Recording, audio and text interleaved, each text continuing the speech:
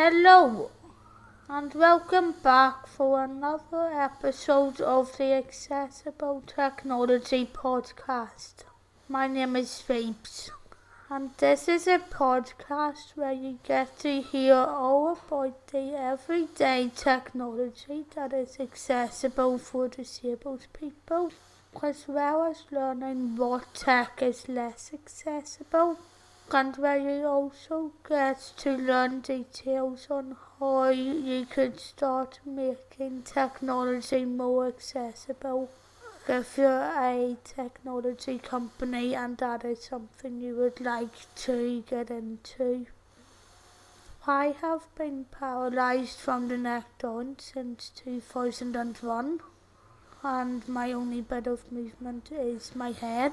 So that's why each of the reviews and tech stories you hear on here are from the point of view of someone who has very limited movement.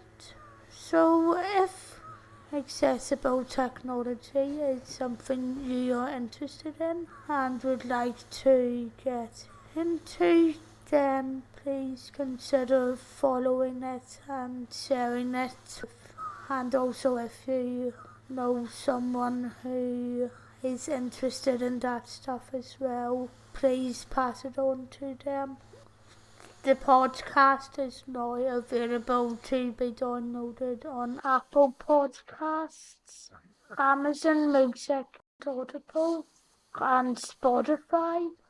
However, you can also support the podcast and the other content I produce by going over to the Phoebes Now Buy Me a Coffee page, where you will be able to give me a one-time donation of whatever amount you would like to give.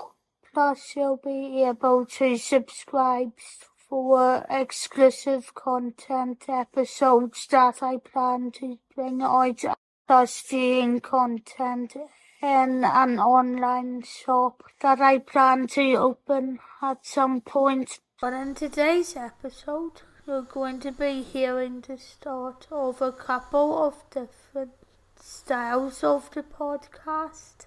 But I give you the podcast version of a series of videos I did on the YouTube channel back in 2020 called Experiments with Adaptive Gaming. This episode will be all about the Maxess tray and the Maxess wedge, which can be used to hold a handheld controller like an Xbox controller or a DualSense controller, and I think it should be able to hold the Nintendo Switch Pro controller. If you have any problems holding that yourself. But as always, the link to the video version of this episode is in the description in case you would like to check that out as well. I'd also like to add that at the time this actually came out in August 2020, I had loaned the tech in from Special Effect, which is a UK gaming charity that helps disabled people get back into gaming. But as always, before I get too far into this episode, here's just a couple of additional notes about the organisations I used to try and buy this tech, so you can all have a better understanding before I move into the review, and if you want to buy it all in for yourself. So as mentioned, Special Effect is a UK gaming charity, and it was founded by Dr. McDonaghan in 2007. However, although they can loan gaming equipment out to disabled people who use it, you can't buy it off them, and so that's where the other sites you can buy accessible technology of come into play, one of which is inclusive technology. Inclusive technology was founded by 3 teachers in 1998 who all had backgrounds in special education and IT. And there are other sites you can buy accessible tech off as well. However, they aren't covered in this review in particular, so yeah, we'll just leave it as that. But now that I've explained all of that, let's get straight into the episode. Developed in partnership with therapists and switch users, the Maxess switch tray and switch mounts enabled the controller or switches to be securely positioned and repositioned in the most efficient and comfortable way for the user. And as someone who has recently been gaming this way, I can say that it is actually good for what it is. You don't only have to position switches on your clamps, because I position my Elite controller on it to play instead, and yeah, since doing it I felt like the controller doesn't shake as much or move, whereas before when I would just hold my controller against a box, it always slipped and became difficult. The switch tray is available in 540mm by 290 in 350 by 350 and in 240 by 360, and you can also get the small switch mount, a medium switch mount and a large switch mount.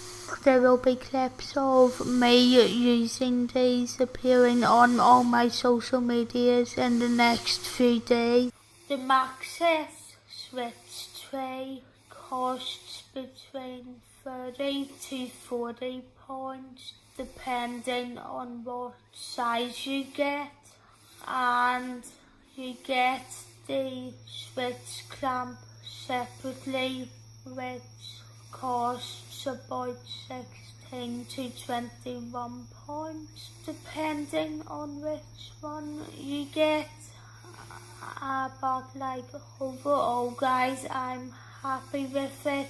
So what are your thoughts on everything that I talked about in this episode? Have you tried using both of these options to game before, if you are a disabled gamer? Or are there any other ways that you play games that you feel works better?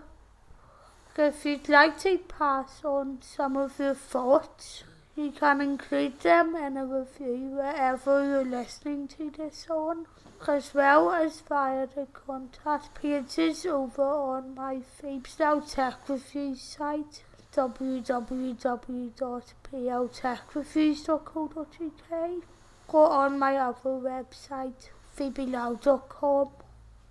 If you're interested in watching the videos that I've uploaded on accessible technology before, you can find all of them by searching for PL Tech Reviews on YouTube. And if you'd like to see a couple of my accessible tourism reviews, as well as my film, TV, theatre reviews and political videos, you can see them by searching for my Freestyle Journalism channel on YouTube. And I also have another podcast called the Phoebes Now podcast on all of the same destinations as you can listen to this podcast on, which is where you get to hear everything that I cover on Phoebes Now journalism in podcast form, with some breaking tech news stuck in there as well.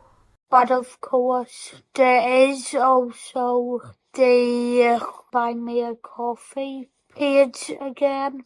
Following on from the start of the adaptive gaming series, in the next episode, you'll be hearing how helpful a device called a Latchbox is if you want to get into playing racing or shooter games that don't have any latch options built into them.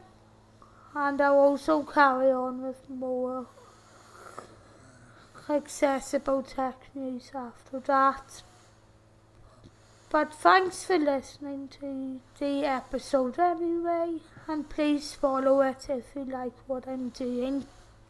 As I said at the beginning, I plan to update this podcast twice a week, but honestly it could get a wee bit more regular so that I can fit in other tech stories from throughout the years. So yeah, we'll just see how everything goes. If you would like to support my socials, you can follow me on Twitter by searching for @PhoebesLyle, and my Instagram handle is @TheRealPhoebesLyle.